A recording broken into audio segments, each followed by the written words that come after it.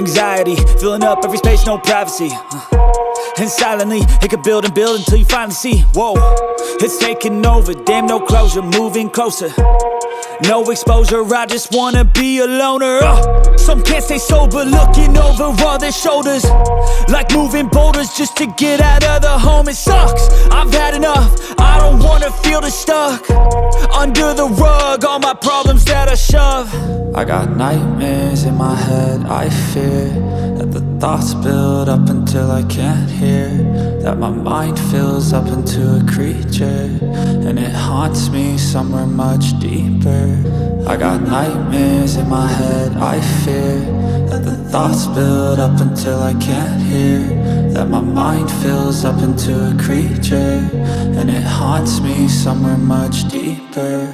I've been feeling weird, I can't seem to focus good enough. Nothing's really clear, sometimes it could be a little tough. I just need to feel like the end's in sight for me, but let's be really real, anxiety can foggy all this stuff.